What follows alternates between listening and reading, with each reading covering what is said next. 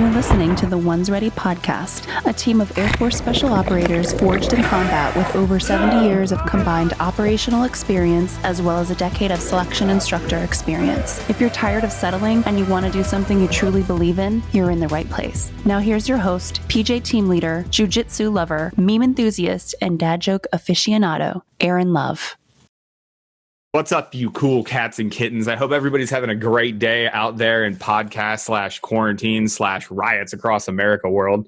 We're all having a good time here, getting some content down for you as we respect our local countries or counties' stay-at-home orders. So here we go, man. I just want to start off by saying thank you to everybody out there, like following on Instagram, engaging on YouTube, checking the videos out, asking questions, getting answers. We try to do really well about getting back to you guys, and more importantly, listening to your requests and stuff that you want to hear, content that you want to see. And today is just another one of those examples. We went out there and we found a SERE guy that has some unique experiences, not only in his own career field, but working with AFSPECWAR currently as an instructor. So I just want to say, hey, Justin, welcome. Thanks for coming on, man. We appreciate your time. Thanks for having me. Yeah, it's been great, man. So we've gotten a lot of requests of hey, what exactly do these guys and gals do, and how can I get there? And of course, how can I prepare for it? So we reached out and got the SME. So we'll go into all of that in a second, but continue following us on Facebook and Instagram. Go over and check out OnesReady.com. And if you need coffee, if you need some energy, if you need a pack to carry all of it, you know where to go for that stuff. Our friends, tell them we sent you. Again, we don't get anything from it, but they give something to you because they want to support the podcast. So head on over there. All right. So Justin, we'll jump right into it, man. Like, hit us with an overview of your career and what you've done, up to now. All right. Name's Justin for everybody again. Yeah. If you couldn't hear Aaron the first time, I'm from a small town in Michigan, and I wanted to do something outside as a career field, as a job. I knew I was going to join the military. I told my recruiter I want to do something outside, and he said, SERE, I think you get G.I. Joe Boy Scouts, you get wood out of a tree and water out of it too. Hey man, that's what he said. So okay. I not joined mad at the pitch, like not good mad, job. he's like, hey, and you get $10,000. I was like, oh, sweet. Sounds like a lot of money to me. So dude, I joined in 2007. Went down to San Antonio, did my thing there, made it somehow magically, got up to Fairchild, kept making it, and then stuck it through and graduated. As a SERE guy, you do 3 years there as an instructor, teaching SV80, the survival school. From there, I clicked a button and went to Korea for a year. I got to work with some of the best in the world, in my opinion, when it comes to flyers. Some of the F-16 guys out there, they're my pilots, and man, that was a good time. From there, I cut my teeth there and got lucky as a young senior airman and PCS'd over to Germany for 4 years. Again with F-16, so working with Vipers and their mission there. Got some deployment experience under my belt, got some reintegration experience under my belt with that. And then I got lucky enough to see an ad running, or the start of an ad kind of popping up, talked to a chief and said, hey, Kirtland, PJU, I want to go there. I know there's 2 SERE Bubbas there. And I got lucky enough to get that slot. I got a couple favors called in, and hey man, worse for wear? Not at all. I think it was a great experience. I met you, Aaron. We had some good times, some bad times. I think I was on the receiving end of some classic Aaron Love ass chewings, but also on some classic Aaron Love bro time. And then and now, man, I'm still in it, and I'm about to PCS this summer. About to change units back up to Fairchild, back to the mothership, if you will. So it's been nice. Sweet. Where it all began, right? Oh, dude, the full circle. I'm hoping that I can make it so that there aren't as many people that come out of there that like me. So kind of here's a road of what not to do when it comes to maturity and understanding what we're actually supposed to do when we're out alone and unafraid by ourselves. Right. So that was a steep learning curve for me. So since you're going back full circle, as you think about when you went through SERE orientation or SERE selection, what was that like for you? Yeah, and can you help us out on the terms too? I thought it was called the orientation course, but I couldn't remember if they had changed the nomenclature of that course stuff. Yeah. So whatever it is, just fire away. So to my knowledge, it's SSS, SERE Specialist Selection, but it might be the orientation course as well. maybe there's a couple names floating out there around it. From what I remember, it was a couple weeks long. And it wasn't easy. It wasn't hard, kind of, we all look back on things that we've done that are hard. In my opinion, we're like, oh yeah, it was easy. But going back as a 145-pound kid, 18 years old out of high school, I had no idea what the hell I was getting into. Right. And, they say, strap this, heavy ruck on, to go out in the woods, don't eat any food, make shelters. And man, what an experience. What a way to cut your teeth as a young guy right out of basic to start learning from, in my opinion, when I was brand new. It just seemed like the best. Because I didn't know any better. And I've been proven true that I get to work with some of the best individuals. And as I told Aaron, I was like, hey man, you can find a way more cool SERE guy than I. But here I am, unfortunately, scraping the bottom of the pond. So. Well, everybody that comes through the pipeline, whether it's CCT, PJ, SR, SERE, all have certain portions that they struggle with. What was your portion that you struggled with during SSS? Definitely the no food, no sleep. So sleep deprivation, we've paired that with task saturation, and then no food. Just not really getting into starvation over 4 days of eating minimal food. But, first time ever going really actually hungry, you really realize what kind of first world problems you are when you're when you're like, I haven't eaten in 4 hours. I'm hungry. You're complaining because the peanut butter sandwich in your left cargo pocket got a little squished when you jumped. Like that's exactly. If you're not jumping with a pocket taco, you're doing it wrong. Come on, man. If you're not jumping snacky snacks, get out of here. What are you doing? I hope everybody writes that down. You got to have a pocket taco. Pocket tacos, they're the best way to go. So you came in at 18. How much did you prepare for the SSS and then the entire pipeline, or did you not really know that you were going in to be SERE? So I knew probably 7 months beforehand, and in 2007, I don't know if you guys remember the dinosaur ages back then, air quotes, but there was no real internet source. I saw there was one video out there, like these guys are something out of a storybook, and I saw people wearing backpacks, walking around. And so I was a semi decent athlete, and I decided I was just going to find a rucksack and start rucking. So I put bags of concrete in it and didn't know any better. I mean, I walked my 1 mile town probably as many times as possible, and looked probably more than like the 2 cars that were in that one kind of that one town. Exactly. Yeah. So I did a lot of rucking, man, and that was really it, because I knew I was good. Push-ups, I knew I was good. I thought I was good pull-ups, but it turns out I was terrible at pull-ups. Failed my first indoc, or we call it, selection. Sure. So failed the first one just because I was, new, didn't really know what the hell I was doing, and man, just kept going through it. Got lucky. So you didn't physically prepare for anything. You just kind of went in because you were an athletic dude in high school, and then Bob's your uncle. You're going through. Bob's your uncle. Here you are. The only thing I did is ruck. I did practice rucking as much as possible. I probably put in a good 40 miles a week. And now looking back, I'm like, that's not very much compared to what we did in training. So I'm like, That's awesome. But somehow you muddled through it and your plan worked. So it's not a terrible plan if we're on this side talking about it, right? Exactly, man. So they let some squeak through. For sure. So when you were in the pipeline, and I think we've all had this feeling before, like guys are in the pipeline and the guys and gals get together in the day room. They're like, this is what it's going to be because these guys told me I was going to do this. And this is what we're going to do after we get out of the pipeline. When you got to your first duty station, how did like the real world SERE specialist job and like what you thought you were going to be doing, were those two things close together, or did you find out that there was more or less, or how did you feel about that? Like even your very first time at Spokane? Yeah. So you learn now everybody I think knows, hopefully they know that you're going to be an instructor. Then wasn't really something I knew going into it. Hey, spoiler alert, you're going to be teaching people.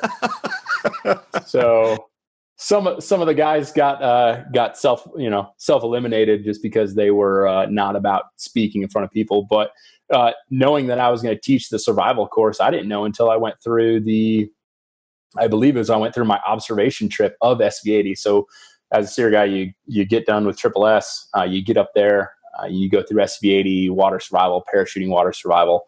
or sorry, it was just parachuting, not parachuting water survival then. And then I went through and did SV80, and I had a great instructor, and he's like, you realize this is going to be your job for, an extended period of time. I was like, oh, okay. Word. Cool, man. Like be out in the woods, and it's, the weather's crappy, and you're keeping 10 people alive. It's an experience, but yeah. And I think that's pretty cool that we put, E3s upon graduation. Yeah. Yeah. So you have to I think that's pretty awesome. We put E3s and E4s out there with a bunch of all different ranks, all different experiences out in the wilderness like that. That's pretty cool. Well, and I do want to put it out there too. Like it brings up a good point, right? So we talk about putting those E3s and E4s when we talk about like just strictly AFSPECWAR, but the SERE career field does the exact same thing, trains at a speed that you have to really be able to keep up with, and then puts you in those positions of authority and leadership way early. Yeah. So you learn right off the bat, how to take care of people more so than you're taking care of yourself. It was, at least when I was there, you're not allowed to eat in front of your students. You're not allowed. So it's like, hey, let me go find a giant tree to, scarf down a breakfast burrito or pocket taco, if you will. A pocket taco. I will say that though, that's always been one thing. Like every single SERE guy is a little bit different. Every single SERE guy and gal, they go about problems a little bit different and have some different opportunities to see different stuff. And we're going to ask you about that later. But, to a person, the instructional level that you guys expect is a lot. Like a whole lot. Like I always like the value. I think it took me working down at the schoolhouse with you, obviously, where we met, to kind of really, value what a master instructor is in the AETC or in the instruction realm. But it's no joke. Like you really have to be really good at your craft. And SERE specialists were always really good at their craft, at least, from my optic.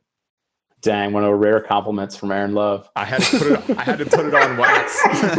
right. He polished that one over with some linseed oil for me. I appreciate it. No, dude, it's been quite a ride, and you have to know, not necessarily going in, but once you're in it enough, you have to realize that you're there for the warfighter. You're not there to be the cool guy. You're not there to say, hey, send me. You're here to prepare. And man, that's really where I take it, and that's where I feel most at home, is that I'm there to prepare the warfighter for their worst.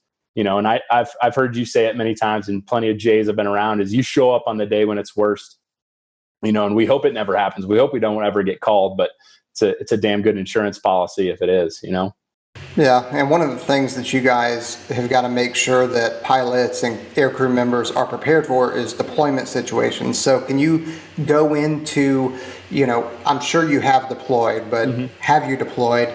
And then in what kind of capacity were you used while you were there? Yeah, I got lucky, in my opinion. I'm smart like rock, strong like tractor. I think that's the way to write it. But I got lucky. Someone gave a good word, and I deployed with in support of ISAF SOF in Afghanistan. And so I focused solely on that was back in, I think, 2014. I focused solely on the coalition ground fighter. And man, that was quite the experience. I got to do a lot of unique things that most students don't get the experience of. I wasn't in the jock nearly as much as I was told I was going to be, or the Joint Operations Center. I wasn't sitting in front of my computer the whole time. I was there to prepare and set things up and watch on alert. But man, when my job was to go out and do personal recovery site visits and prepare those guys for, hey, what's your most dangerous point of where something could go wrong, and let's backtrack from there and make a plan if something does go wrong. And go ahead. It sounds like you had a very unique deployment experience for you. So taking a step back, what would it be, or what can people coming into the pipeline kind of expect? Could you go through that gamut of what deployments would look like for a SERE specialist? Yeah, no, absolutely. So the main point of deployment for us is to sit prepared and run the upper level when it comes to PR or personal recovery. So you're running the report, locate, support. We're not doing the recover. And then on the back side of that, once we get the individual back, running the reintegration. So as a young 5 level, you'll more than likely, you'll see a lot of things. You'll experience how the battle rhythm works sitting around, you're with intel, command staff, the PR command there. And understanding how the battle space works. And it's more of a transitional period. In my opinion, most dudes' first deployment experience is just getting used to what it is that we do deployed, because in my opinion, it's completely different. It's a completely different mission, and you're relearning everything. So sitting alert and being prepared for if something does go wrong. Some dudes end up watching beacons and see if they squeak or not. And I hear dudes that just don't like that. But there's always an opportunity. From everything I've heard to everybody, if you're the right dude, you're going to make the opportunity, whether it's through again, like the personal recovery site visit into country, or into somebody else's battle space, to where you're saying, hey, this is who I am. This is what I can do for you, and making yourself relevant. That's what it's really all about. Okay, and so what kind of stuff do you guys do to prepare for a deployment? Special warfare, at least, and I can speak to CCT, PJ, and SR.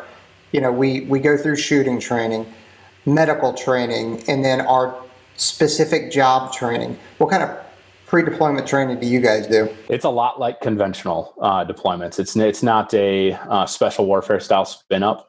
So you're getting your general, your sea burning training, your self-aid buddy care. You are going to qualify with your rifle and pistol.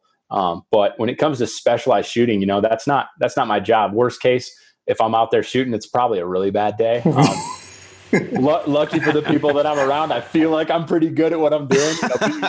Being a weapons instructor here and teaching tactics as well, I know enough to not get myself in too much trouble and not be the perceived weakest link, which is good. But again, it's our job is to prepare the warfighter. So you're really getting in there and you're doing country studies, and you're starting to understand the lay of the land. And God help the SERE guy who goes out there and says, I'm gonna teach them desert survival out in a deployed environment, or how to get water. It's like, man, that's not what you're here for. You're missing the mark on that one. So. Yeah. Well, that's quite a natural transition. It's almost like we planned it, but that brings us to now, and you're working in one of the best jobs that I ever had. It's awesome being an instructor down at the Pararescue apprentice course, and that's pretty non-standard for a SERE guy. So go over kind of like what you've seen since you've been there, and for people that don't know, like, being an instructor for weapons, being an instructor for tactics, it's not just quote unquote SERE stuff. It's not just a couple of lessons here and there. It's, you're involved with the team from start to finish as one of their primary instructors, and you've been a proctor of teams. Like, that's a pretty big deal. Can you tell us about, what you've seen from students, or what you've learned as a SERE specialist working under that AFSPECWAR umbrella?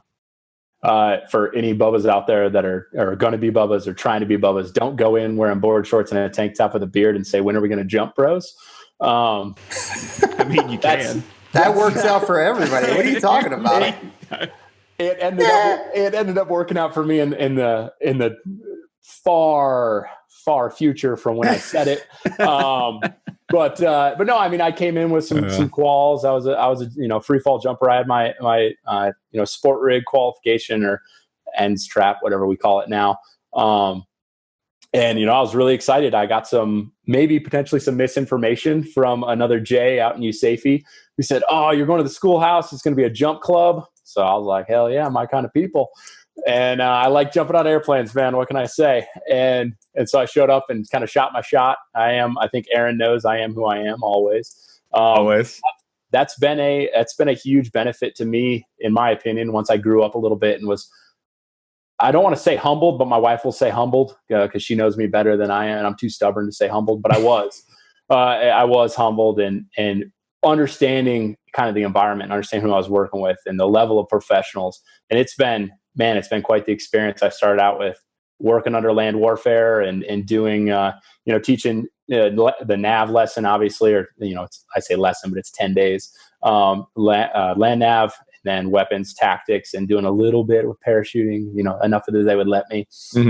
And then kind of got myself into a little bit more, became a section chief, got my first team, which was quite the experience to lead these young men who, and an honor, in my opinion, of leading young men who I'm not even associated with beret wise. But I think we have some pretty close ties as is with our career fields. And it's been an experience, it's been great. I think that being here and being an instructor is awesome because you get to see direct as one of our guys says now that I'm going to echo, you see the exact product of your work when you're done with it. When those men walk across the stage and don those berets, man, you get a little tightness in the throat. Oh yeah. No, those were some of my best times where we're sitting there at that exact same dinner, that exact same script every single time. I think I remember really vividly every single one I went to. So I totally got it with, especially with your background. Cause I mean, you were a master instructor long before you got, to the schoolhouse, and you had a history career as being an instructor, to say it in one way. Like, what are you seeing from the students now? So, differences between the pipelines and stuff. I know there's a bunch of similarities, but what are some of the common traits that you see in students that are successful, especially, using your SERE experience, to start, and then the PJU example as well? Yeah. So, I mean, as you guys know, looking for work, dudes that are ready and willing and really just want to get after it and having that motivation every day. And you see guys who start to slack a little bit, and, you got to cattle prod them every once in a while, or let them figure it out on their own.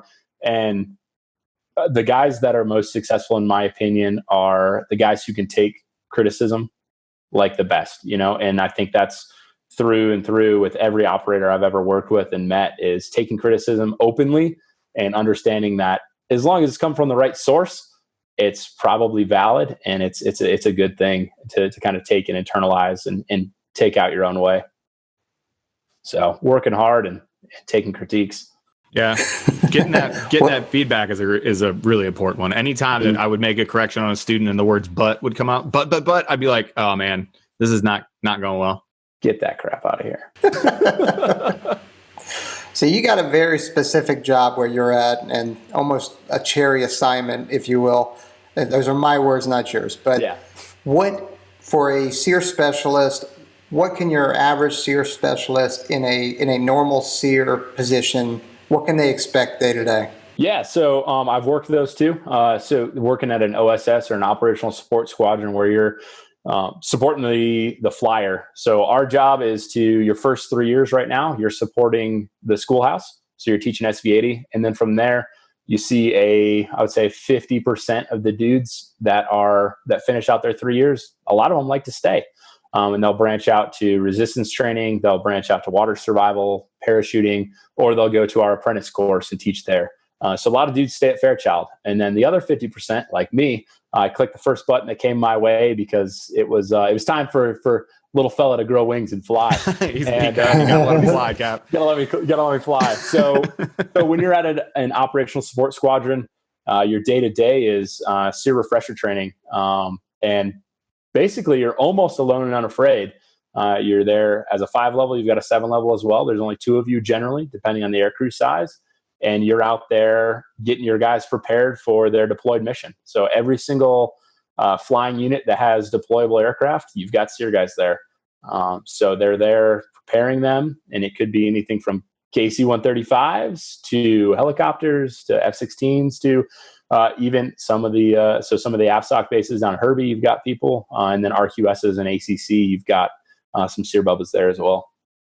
All right. So it's a litany of different training events, stuff like that. It's not just, hey, we're going to go kill a rabbit and show you how to cook it. It's right. No kidding survivalist. But it's mostly that. Yeah. It's only rabbits. It's mostly murder. Well, yeah. Hold on. I've killed thousands of rabbits and small animals. I've murdered about 7. Okay, got it. Let's just cut that right there for PETA. If they care, they can contact me as they want. Fantastic. That's just going to be your video intro for whatever psychologist you have to go talk to now. Sweet. So okay, sorry to really totally took me off track. That's all right. But you build shelters, learn how to survive, learn to trap animals, kill animals, learn how to do water survival, learning how to egress aircraft. And then you guys also do some of the not evasion, but I was going to instead say of calling it advanced juggling resistance. That's what I was thinking. I was thinking of resistance. I was like, man, I'm going to get it one of these times. You're good. You were circling it, right? You had it terrified. I was trying. I was reaching really hard. Down, yeah. So you get your highest level of training up at Fairchild. So that's the initial, just like anybody, whenever you get that initial training, it's generally the higher level until you get into specialties. But what we do out of OSS is you specialize on your air crew and what they need. So if your guys are, for example, my F-16 drivers, you're going to be out there alone and unafraid. So I'm not going to teach you how to make a 5-pole parachute shelter because that's going to take you forever and be completely irrelevant. What I'm going to teach you is 1, how to get the hell out of there. 2, how to fight your way to a bigger weapon if you need it, if you're on the ground in a bad spot, and how to signal or get yourself recovered. That's really what we're focusing on, not in any particular order. And again, these are my words, probably the career field's just shaking their head right now that I'm on a podcast talking, goodness. But yeah. Good. Just remember. Hey, don't worry. We all feel that and receive that on a daily basis. All the time. Apparently, I don't know what I'm talking about in regards to combat control. That's cool. No, that's fine. Yeah. As the Jays say, we're all mad here, right? Yeah, exactly. Exactly, man. So is your current assignment or Fairchild, or I would guess maybe even Germany, your favorite assignment? Oh man, I don't know. I can't pick it. I can't call it. Shit, I can't call it. How old are you, Kai? Can't call it. So no, it's been, Germany, the travel, the experience working with the F-16 drivers that I worked with, my opportunities to get reintegration experience and get into that, getting deployment experience. And I mean, you're in Europe. What's wrong with that? I met my wife there. So I can't say that was, second by any means, but because if she hears you saying that wasn't the penultimate experience of your life, you're in for it. Like she's going to get you, dog. Right. We all know that, that's kind of important to say at least. I got to at least get it out there. I know she's going to listen to it. And make fun of me. Your assignment was where you met me, and that was the best thing that ever happened to your dumb ass. Right. But man, here in Albuquerque, I was jazzed when I got this experience, when I got the notification that I was coming here. And it's been a little up and down for me personally, just because I did have some growing pains in the very beginning of understanding the caliber of dudes I was going to be working with. And I came from an office of 2. To where him and I liked the exact same thing. We did the same thing, and I had a lot of freedom of movement. And not that I don't here, but it's been, man, have I had some amazing experiences here? Without a doubt. I get to go to the tunnel, get to instruct in the tunnel. I get to jump my face off. I get to go to JJ Rakaza shooting courses, and that dude's amazing. Yeah. And it's been an experience, to get me to a different level that I would never be able to achieve anywhere else. So in my experience, this has been amazing. So close, like 1B. 1B, right. Well, 1B. It's only because I'm still here. No, I'm kidding. I dig it. But like all those other great career fields out there, SERE overall has that ability. Like you can really be a really, really diverse dude. You can see a whole lot of different things, from being an Arctic survival instructor to working in an OSS, to being an instructor at, teaching land nav at the Pararescue schoolhouse, or being in Germany, being like the parachute, triple PM, the program manager, and getting to jump your face off. Or there's a million things that you guys, test parachutists, out in Cali. There's a million things that you guys can do. But so focusing on you as an instructor, we were laughing about having isms before we come on. What really, as far as pipeline students go, what really grinds your gears? Like what are your isms for those people where you're just like, makes me want to murder you right away? Oh man. So we've all been support and we've all been supported, right? I think I'm right in saying that. And man, dudes who treat everyone that is not them or going to be what they're going to be different is just unsat. That's a huge ism to me. We talk about the whole airman concept and trying to develop these guys as not just operators but good men. And when I see them disrespect or not show up to meetings, and just grinds my gears, not show up to something that we set up. Like, hey man, they took a special favor to set you up for CBRNE or something like that, and you just decided at 8:30 was too early for you to show. To me, it's like, hey, you got a little too big for your britches, man. Don't forget where you came from. Remember your beginnings, and stay humble. I've had a few lessons in that, but that's pretty much it. Is to support, support the support. as you can. And I guess now being a support guy again, because in Germany I wasn't really a support guy per se. I had a lot of people work to help my mission. Man, they can go wrong, and I've seen it go right too many times to know that it doesn't need to happen the wrong way. Yeah. No, I totally agree. I got you.